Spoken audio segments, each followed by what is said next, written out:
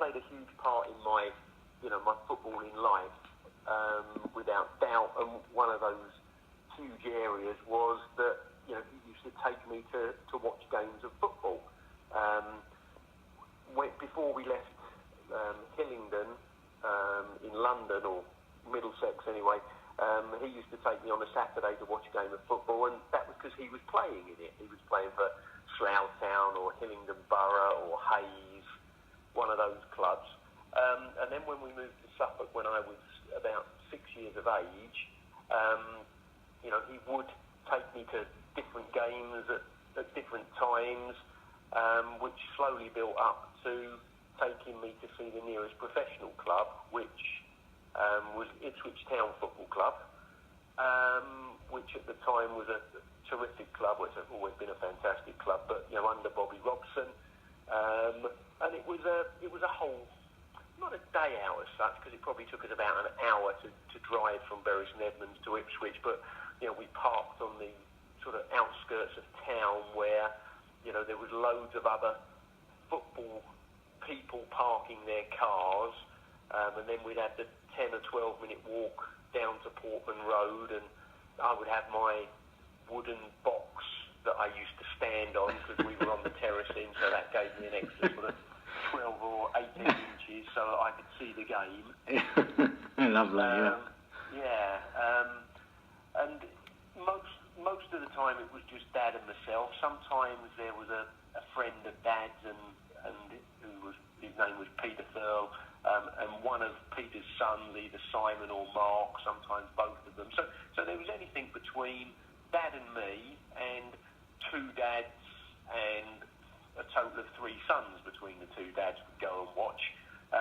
We'd go one week, we'd go maybe in my dad's car, the next week we'd go in Peter's car, dependent upon the numbers and everything. And just the excitement of walking down the road. I'm holding my dad's hand, and he would always carry this wooden box that what I stood on the terracing so I could see.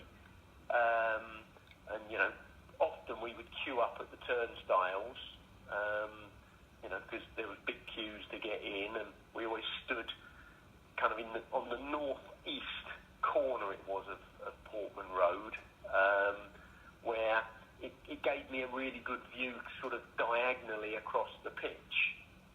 If you stood on the halfway line, unless you're tall, you're struggling to see. So it kind of gave me almost an uninterrupted view of the pitch from that corner flag down diagonally across the pitch. And then, obviously the excitement of the game, the results, the good, the bad, some of the songs that were sung by the supporters. I can always remember going there at Christmas time one year, Newcastle were playing at Ipswich, and the Newcastle fans, who I always thought were really quite entertaining, they were singing Jingle Bells, but obviously Jingle Bells, jingle all the way. Oh, what fun it is to see Newcastle win away. Yeah. That was, pretty standard, I know, but it's the first time I'd ever heard that one. And how old were you? You were 6, were you, around the sort of... Well, we moved to Suffolk when I was 6. I think it was probably, I was probably about 8 years of age before we started to go to Portman Road.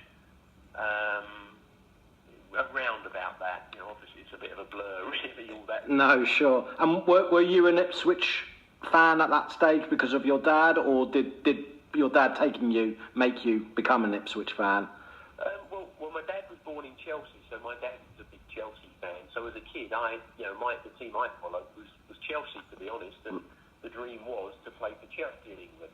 Right. So I tell people I played for Spurs in England and did even better than I was hoping to do. Good answer. But Ipswich became a club that I followed and I liked and I wanted to do well, and under Bobby Robson they generally did do quite well. And obviously we're going to school in Suffolk and then playing for West Suffolk schools and then Suffolk schools, and then that kind of led into Thursday night coaching sessions at Ipswich Town Football Club. So I was strongly linked with the club, and I knew a lot about the club and everything, and signed schoolboy forms there when I was 14, and was hoping to get an apprenticeship, but didn't. But no, and then at the end of the game, there was always like a real kind of just a scrum getting out of the place, and quite often I can remember, leaving the stadium, but my feet barely on the floor, because we're all kind of cramped in, and health and safety I don't think was particularly paramount in those days, and they crammed them in on the terracing and everything. I can remember again, on the big games when, say Liverpool were playing there or Spurs were playing there. I remember watching Mike England play for Spurs there on certainly on one occasion. And there's a attempt at goal, and the whole crowd would sway forward, and you'd go down about 3 steps, and you'd have to come back, and I'd have to find the box to stand on again, and then as we left the stadium, the plan was that we could, if we really paced it out, we could get back to the car and get the radio on for 5 o'clock to get sports report, yeah, and the final scores.